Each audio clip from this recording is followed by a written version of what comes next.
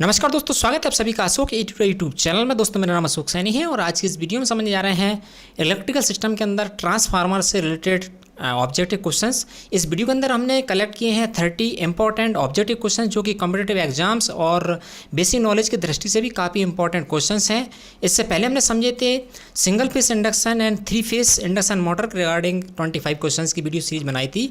इस वीडियो हम देखेंगे 30 क्वेश्चंस जो कि काफ़ी इंपॉर्टेंट क्वेश्चंस है एग्जाम की दृष्टि से, इंटरव्यू की दृष्टि से और बेसिक नॉलेज की दृष्टि से। तो चलिए स्टार्ट करते हैं आज की यह video. Electrical transformer regarding 30 objective questions इस वीडियो हम देखने जा रहे हैं।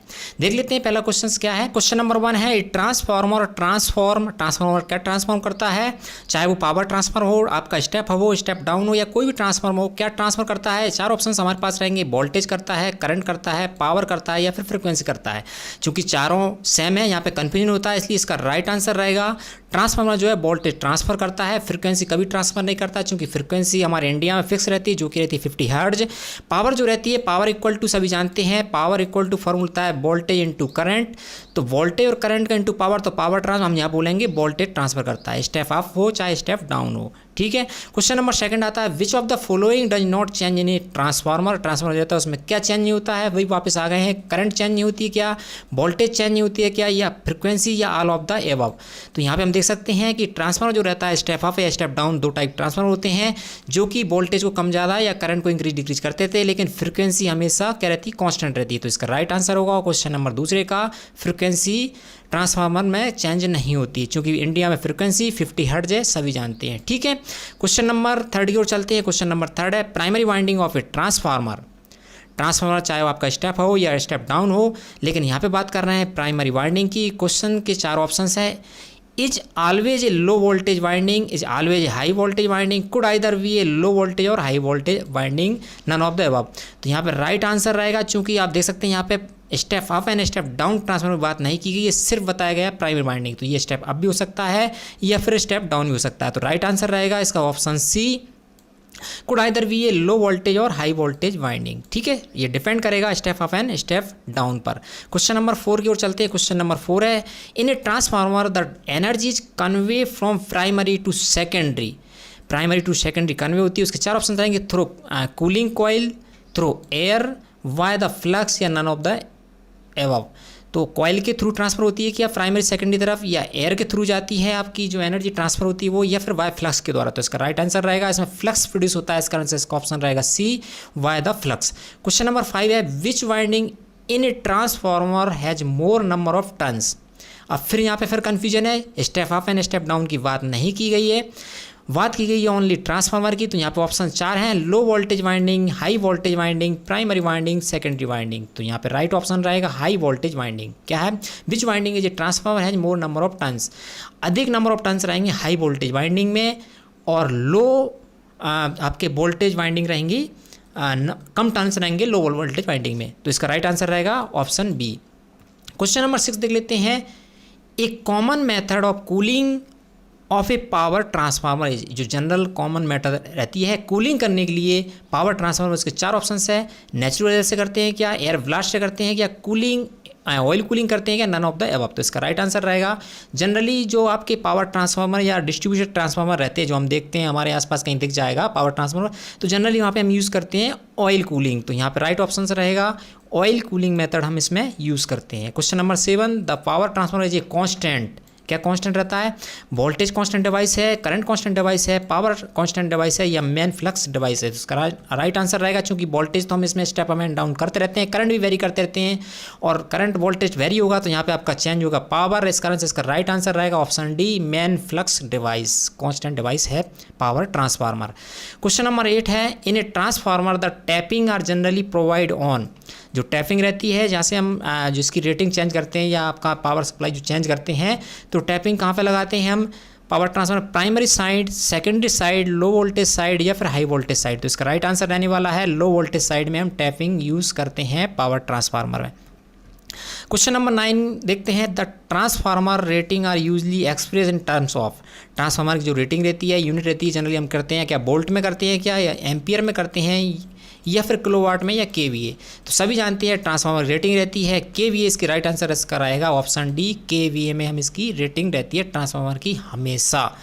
क्वेश्चन नंबर 10 है material use for construction of a transformer core is usually, जो ट्रांसफार्मर रहता है उसको बनाने में कौन सा मटेरियल हम यूज़ करते हैं, वुड का यूज़ करते हैं, कॉपर का करते हैं, एल्यूमिनियम करते हैं या सिलिकॉन स्टील करते हैं। सभी जानते हैं, वैसे इसका आंसर फ्री में आप बता देते हैं। इसका राइट आंसर रहेगा ऑप्शन डी, सिलिकॉन स्टील का हम यूज़ करते हैं ट्रांसफार्मर को बनावट में, कंस्ट्रक्शन में। क्वेश्चन नंबर 11 की ओर चलते हैं।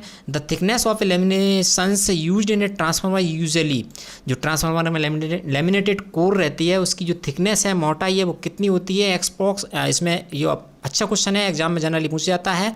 4 ऑप्शंस है 0.4 mm टू 0.5 mm, या सिर्फ 4 mm to 5 mm, 14 mm to 15 mm, या 25 mm टू 40 mm। तो आप देख सकते हैं यहाँ पे सभी जानते हैं, इसका राइट आंसर रहेगा option A, 0.4 mm to 0.5 mm thickness रहती है ट्रांसफार्मर। ठीक है, क्वेश्चन नंबर 12 की ओर। अच्छा, हम आपको बता दें चूँकि अभी हमने जो सीरीज स्टार्ट की है ये जो है प्योरली इलेक्टिव बेसिस चल रही है, क्योंकि ट्रांसफार्मर रिगार्डिंग कई सारी कमेंट्स भी आ रही थी कि ट्रांसफार्मर के लिए वीडियो बनाई जाए, तो ये हमने बनाई। इसके बाद आगे भी हम आपको बताते रहेंगे। तो आपसे रिक्वेस्ट करेंगे, आपको वीडियो समझ में आ रही है, क्वेश्चन अच्छी लगना है तो वीडियो को लाइक करें, शेयर करें, और आपको कोई डाउट है तो कमेंट करके जरूर पूछें। ऐसा ना है कि मैं वीडियो बनाता रहूँ, आप देखें और बस हो गया, ऐसा नहीं। आप बताएं भी आपको समझ में आ रही नहीं आ रही। यदि समझ में नहीं आ रही तो उसका भी हम सुधारने का प्रयास करेंगे। ठीक है, चलो आगे चलते हैं। क्वेश्चन नंबर 12 है। In a transformer the resistance between is primary and secondary, जो ट्रांसफार्मर रहता है उसमें जो प्राइमरी एंड सेकेंडरी वाइंडिंग बीच में रेजिस्टेंस कितना होता है। 4 ऑप्शन हमारे पास हैं। 0 होता है, 1 ओम होता है, 1000 ओम में होता है, या इनफाइनाइट। अब आप सभी जानते हैं ट्रांसफार्मर क्या रहता है, 2 वाइंडिंग रहती है, प्राइमरी एंड सेकेंडरी, जिनके बीच में कोई भी किसी प्रकार का कोई कनेक्शन नहीं होता है। तो नहीं होता है तो रेजिस्टेंस की बात करेंगे। यहाँ पे कनेक्शन नहीं है तो मतलब कि हमारा रेजिस्टेंस क्या हो जाएगा, यहाँ पे ऑप्शन डी, इनफाइनाइट रेजिस्टेंस रहेगा। ठीक है, question number 13। A transformer oil must be free from, जो ट्रांसफार्मर कूलिंग के लिए हम यूज़ करते हैं वह फ्री होता है, किससे होता है, स्लज से होगा, ऑडोर्स होगा, या गैसेस से, या मॉइस्चर से। ठीक है, तो यहाँ पे देखा जाए तो ऑडोर मतलब कलर का तो कोई मतलब नहीं है, स्लज इसमें हो नहीं सकता, गैसेस हम ऑयल में यूज़ नहीं कर सकते। राइट आंसर इसका बचता है ऑप्शन डी, चूँकि जो है मॉइस्चर से फ्री रहेगा, इसलिए इसका ऑप्शन रहेगा ऑप्शन डी, मॉइस्चर फ्री होता है ट्रांसफार्मर ऑयल। क्वेश्चन नंबर 14 की ओर चलते हैं। The maximum efficiency of A distribution transformer is, जो डिस्ट्रीब्यूशन ट्रांसफार्मर रहता है हमारे घरों में जो सप्लाई आती है उसकी अधिकतम इफिशियंसी कितनी होती है। एट नो लोड पर अधिकतम इफिशियंसी देगा, या 50% लोड देंगे उस पर तब इफिशियंसी देगा, या 80% लोड पर देगा, या फुल हम उसकी कैपेसिटी के अकॉर्डिंग लोड यूज़ कर लें तब इफिशियंसी देगा। तो देख लें, कोई भी इक्विपमेंट हुआ, इलेक्ट्रॉनिक डिवाइस हुई, यदि फुल कैपेसिटी से हमें उसकी यूज़ करेंगे तो इफिशियंसी निश्चित उसकी डाउन हो जाएगी, इसलिए इसका राइट आंसर रहेगा ऑप्शन बी। यदि 50% हम उस पर लोड देंगे तो इसमें अच्छी एफिशिएंसी हमको मिलती है, इसलिए इसका राइट आंसर रहेगा option B, at 50% full load. Question number 15 है। स्टार डेल्टा, यहाँ पे लेकिन बात कर रहे हैं डेल्टा स्टार की। Delta star transformer work satisfactory when load is balance only, load is unbalance only, on balance as well as unbalance load, और नन ऑफ द अबव। जो आपका डेल्टा स्टार ट्रांसफार्मर रहता है वो सेटिस्फैक्टरी मतलब एक जो हमको एक सेटिस्फाई मतलब आउटपुट मिलना चाहिए उस टाइप का कब हमको यह काम करता है, किस टाइप के लोड में काम करता है। तो इसका राइट आंसर आपको यहाँ पे सोच समझ के लगाना होगा। क्या सिर्फ बैलेंस लोड दें। अब बैलेंस अनबैलेंस लोड क्या होते हैं, मैंने इससे पहले एक ट्रांसफार्मर वीडियो बनाई थी आपके लिए जिसमें हमने समझा था star delta and delta star connections. तो आउटपुट में जो हमारा डेल्टा 2 स्टार रहता है, डेल्टा 2 स्टार यहाँ पे देखें, डेल्टा हमारी यदि प्राइमरी है और सेकेंडरी में स्टार वाइंडिंग हमारी है, और यहाँ से हम ले रहे हैं, हम हमारे घरों में यूज़ कर रहे हैं पावर सप्लाई डोमेस्टिक के लिए। चूँकि स्टार हम कनेक्शन क्यों लेते हैं आउट में, चूँकि हमको यहाँ पे न्यूट्रल वायर मिल जाता है।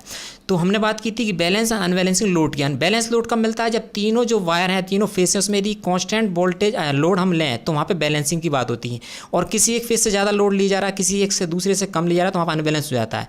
तो यहाँ पे ये क्वेश्चन बनता है कि कब यह सेटिस्फैक्टरी हमको आउटपुट मिलता है। तो इसका राइट आंसर यहाँ पे हमारा रहेगा as well as balance and as well unbalance. चूँकि बैलेंस तो हम कर नहीं सकते, डिपेंड करता है कस्टमर किस तरीके का लोड यूज़ कर रहा है, कितना वहाँ पे कंज्यूम कर रहा है पावर। तो इसका राइट आंसर हमको लगाना पड़ेगा on balance as well unbalance. Balance and unbalance दोनों कंडीशंस में हमको ये आउटपुट देता है। ठीक है, क्वेश्चन नंबर 15 को चलते हैं। विच of the following does not change in A ordinary transformer. जो सिंपल ट्रांसफार्मर रहता है इसमें क्या नहीं चेंज होता है, लेकिन ये क्वेश्चन हम ऑलरेडी अभी शायद 3 या 4 नंबर के क्वेश्चन पे ऑलरेडी डिस्कस कर चुके हैं, लेकिन फिर भी यहाँ पे रिपीट क्वेश्चन हो गया है। क्वेश्चन थोड़ा चेंज है, आंसर इसके सभी सेम है। तो पढ़ लेते हैं। विच of the following does not change in A ordinary transformer. Frequency change नहीं होती है, वोल्टेज चेंज नहीं होता है, करंट नहीं होता है, एनी ऑफ द अबव। ये क्वेश्चन घुमा के पूछ सकता है, इसका आंसर कुछ तरीके से दिया है तो ऑलरेडी कर गए, इसको समझ चुके हैं। इसका राइट आंसर रहेगा ऑप्शन ए, फ्रीक्वेंसी ट्रांसफार्मर में चेंज नहीं होती है, क्योंकि जो इंडिया में हमारे में स्टैंडर्ड फ्रीक्वेंसी है 50 हर्ट्ज। पावर सप्लाई की। क्वेश्चन नंबर 17 है आपका, a step of transformer increase, step आपकी बात कर रहे हैं तो क्या इंक्रीज करता है ये, वोल्टेज इंक्रीज करता है या करंट बढ़ाता है, पावर बढ़ाता है या फ्रिक्वेंसी बढ़ाता है। फ्रिक्वेंसी की बात कर ही नहीं सकते, इसलिए इसका राइट आंसर रहेगा वोल्टेज को यह इंक्रीज करता है। ठीक है, अब वोल्टेज इंक्रीज करेगा निश्चित ही करंट को डिक्रीज करेगा। ठीक है, इस कारण हमको आउटपुट यहाँ पे पावर के फॉर्म में बढ़ जाता है, स्टेप अप हो जाता है। क्वेश्चन नंबर 18 है, silicon steel use in lamination mainly reduce, जो ट्रांसफार्मर रहता है उसमें सिलिकॉन स्टील का यूज़ हम सिर्फ और सिर्फ करते हैं किसको रिड्यूस करने के लिए, हिस्टैरिसीस लॉस होता है उसको यूज़ रिड्यूस करने के लिए, या फिर एडी करंट लॉस के लिए, या कॉपर लॉस के लिए, या फिर ऑल ऑफ द एबव। तो यहाँ पे आंसर रहेगा आपका ऑप्शन ए, हिस्टैरिसीस लॉस को रिड्यूस करने के लिए सिलिकॉन स्टील का हम लेमिनेशन के रूप में यूज़ करते हैं ट्रांसफार्मर। एडी करंट लॉस अलग है, कॉपर लॉस आपकी बाइंडिंग के अकॉर्डिंग होता है, एडी करंट लॉस एक अलग प्रकार लॉस, इसलिए राइट आंसर इसका रहेगा ऑप्शन ए, हिस्टैरिसीस लॉस। क्वेश्चन नंबर 19 है, एन आइडियल ट्रांसफार्मर, ध्यान देंगे आइडियल की बात कर रहे हैं। Ideal transformer is one which has no losses and magnetic leakage, interleaved primary and secondary winding, a common core for its primary and secondary winding, core of stainless steel and winding of pure copper metal। तो इसका right answer रहेगा an ideal transformer is one which has no loss and magnetic leakage. यदि idol की बात है तो ये ideally है, जितना इनपुट देंगे उतना आउटपुट मिलेगा, इस कारण इसमें नो लॉस वाला हमको ऑप्शन इसमें राइट लगाना पड़ेगा। क्वेश्चन नंबर 20 है, an ideal transformer will have maximum efficiency eight load such that, ideal transformer रहेगा वो मैक्सिमम इफिशिएंसी हमको कब देगा। 4 ऑप्शन है, कॉपर लॉस बराबर हो जाए आयरन लॉस के, कॉपर लॉस कम रहे आयरन लॉस से, कॉपर लॉस ग्रेटर देन रहे आयरन लॉस से, नन ऑफ द अबव। तो राइट आंसर रहेगा सब कुछ बराबर हो जाए, यानी कि कॉपर लॉस आयरन लॉस के बराबर हो जाए तो हमको आउटपुट अच्छा खासा मिलेगा, मतलब कि मैक्सिमम इफिशिएंसी मिलेगी। क्वेश्चन नंबर 21 है, if the supply frequency to the transformer is increase the iron loss will be, यदि हम ट्रांसफार्मर की सप्लाई फ्रीक्वेंसी को इंक्रीज करेंगे तो आयरन लॉस क्या होगा, not change, decrease, increase, any of the above. तो राइट आंसर रहेगा आयरन लॉस भी बढ़ेगा, इसलिए राइट ऑप्शन है option C, iron loss will be increase. Question number 22 है, iron loss of a transformer can be measured by, जो transformer loss होते हैं सभी जानते हैं कई सारे लॉस होते रहते हैं, लेकिन आयरन लॉस को यदि हम ट्रांसफार्मर मेजर करेंगे तो इसमें से 4 इंस्ट्रूमेंट हमारे लिए बताए गए हैं, इनमें से कौन से यूज़ करते हैं, low power factor watt meter, unity power factor watt meter, frequency watt meter, any type of watt meter. तो राइट आंसर रहेगा low power factor watt meter का यूज़ करके हम ट्रांसफार्मर के अंदर आयरन लॉस का मेजरमेंट करते हैं। Question number 23, during open circuit test, circuit test काफ़ी important, open circuit short circuit 2 प्रकार टेस्ट होते हैं ट्रांसफार्मर में। तो यहाँ पे बात कर रहे हैं सिर्फ और सिर्फ during open circuit test of a transformer, primary is supply rated voltage, primary supply full load current, primary supply current at reduce voltage, primary supply rated KVA। Right answer रहेगा option A, first, during open circuit test of a transformer, primary supply rated voltage. ठीक है, question number 24 देख लेते हैं, open circuit test on transformer is conducted to determine, open circuit test transformer किसको determine करने हम करते हैं। तो राइट ऑप्शन 4 ऑप्शन हैं, hysteresis loss, copper loss, core loss and eddy current loss, 4 losses बताए गए, लेकिन यहाँ पे बात कर रहे हैं ओपन सर्किट की। तो ओपन सर्किट में हम जो फाइंड आउट करते हैं वो करते हैं कोर लॉस। ठीक है, क्वेश्चन नंबर 25, शॉर्ट सर्किट, अब दूसरा हमारा टेस्ट आ गया, दोनों टेस्ट होते हैं, शॉर्ट सर्किट की बात कर लेते हैं। Short circuit test on transformer is conducted to determine, अब शॉर्ट सर्किट में कौन सा लॉस डिटरमाइन करते हैं, तो यहाँ पे आ जाएगा कॉपर लॉस। ओपन सर्किट में करते हैं कोर लॉस का डिटर्मिनेशंस एंड शॉर्ट सर्किट में करते हैं कॉपर लॉस का। तो राइट आंसर रहेगा, शॉर्ट की बात कर रहे हैं तो copper loss. Question number 26, the noise produce by transformer is terms as, जो ट्रांसफार्मर रहता है पावर ट्रांसफार्मर, आपने कब देखा हो कि भी आपके पास लगा रहता है कहीं भी पावर ट्रांसफार्मर, जब आप उस पर लोड रहता है एक प्रकार की आवाज़ आती है, उसमें से एक प्रकार साउंड आपको सुनाई देगा, कभी आप ध्यान सुनेंगे तो साउंड का भी एक प्रकार का नाम रहता है। वो 4 नाम यहाँ पे दिए हैं, जूम बोलेंगे, हम बोलेंगे, रिंगिंग बोलेंगे या बज बोलेंगे। तो राइट ऑप्शन इसका रहेगा, जो साउंड आता है उसको बोलते हैं हम की आवाज़ आती है हम। ठीक है, तो इसका राइट ऑप्शन रहेगा B. Question number 27, which of the following loss in a transformer is zero even at full load, which of the following loss in a transformer is zero even a full load. तो full load पे कौन सा loss है वो zero होता है। 4 option है, core loss, friction loss, eddy current loss and history loss. तो इसका राइट आंसर रहेगा फ्रिक्शन लॉस। फ्रिक्शन लॉस क्यों आया, क्योंकि ट्रांसफार्मर एक प्रकार का क्या है, स्टेबल डिवाइस है, मूवेबल डिवाइस नहीं है, और ये जगह पे कहीं भी हम फिक्स कर दें, इसलिए इसमें फ्रिक्शन लॉस नहीं होगा, इस कारण से इसमें क्या होगा, 0 होगा friction loss. Question number 28, the all day efficiency of a transformer depend primarily on, जो ऑल डे एफिशिएंसी उस किस पे डिपेंड करती है, generally primary, its copper loss, the amount of load, the duration of load, both B and C. तो right answer रहेगा option D, both B and C. Amount of load and duration of load, कितनी समय तक आप load दे रहे हैं और कितना लोड दे रहे हैं उस पर डिपेंड करेगा all day efficiency of a transformer.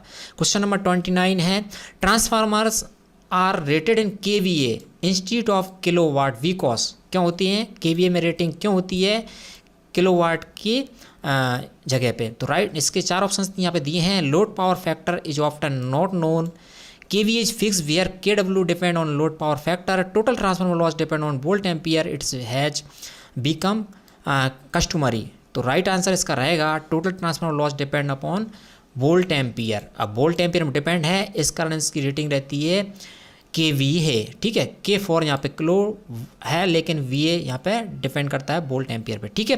तो लास्ट क्वेश्चन इस वीडियो का, question number 30, which of the following is not a basic element of transformer? Transformer जो रहता है उसमें इन चारों में से कौन सा नहीं है उसका पार्ट या बेसिक एलिमेंट? 4 ऑप्शन हैं, core, primary winding, secondary winding या फिर म्यूचुअल फ्लक्स। तो कोर तो उसमें रहेगी, प्राइमरी वाइंडिंग रहेगी, सेकेंडरी वाइंडिंग रहेगी, फिर क्या नहीं रहेगा, लास्ट ऑप्शन इसका आंसर रहेगा म्यूचुअल फ्लक्स, इसका पार्ट नहीं है, बेसिक पार्ट। तो दोस्तों ये थी 30 important transformer related basic questions की वीडियो, जिसमें हमने आपको 30 इंपॉर्टेंट क्वेश्चंस का कलेक्शन करके आपको बताने का प्रयास किया, जो कि काफ़ी इंपॉर्टेंट है एग्जाम की दृष्टि से, इंटरव्यू की दृष्टि से और आपके बेसिक इलेक्ट्रिकल नॉलेज को बढ़ाने की दृष्टि से। तो उम्मीद करते हैं आपको इस वीडियो में बताया गया ये 30 क्वेश्चंस की ऑब्जेक्ट की बेसिक वीडियो समझ में आएगी, क्वेश्चन समझ में आएंगे। यदि समझ में आए तो वीडियो को लाइक करें, अपने दोस्तों से शेयर करें, उनको बताएं ताकि उनको भी इस वीडियो से रिलेटेड कुछ इलेक्ट्रिकल ट्रांसफार्मर का नॉलेज मिल सके। और वीडियो में बताई कि जानकारी अच्छी लगे वीडियो को लाइक करें, और आप चाहते हैं इस प्रकार की और भी वीडियो आपको मिलती रहे तो आपको सब्सक्राइब करना होगा हमारा अशोक ए ट्यूटर यूट्यूब चैनल, साथ में आपको दबाना होगा यहाँ पे आपको देखेगा बेल आइकन। इसका बेनिफिट आपको ये मिलेगा कि जब भी हम इस चैनल पर आपको नई वीडियो पब्लिश करेंगे उसका नोटिफिकेशन आपको आपके एंड्रॉइड मोबाइल पर मिल जाएगा। तो मिलते हैं इसी प्रकार इंटरेस्टिंग नेक्स्ट इलेक्ट्रिकल नॉलेज से रिलेटेड वीडियो के साथ, तब तक के लिए नमस्कार दोस्तों।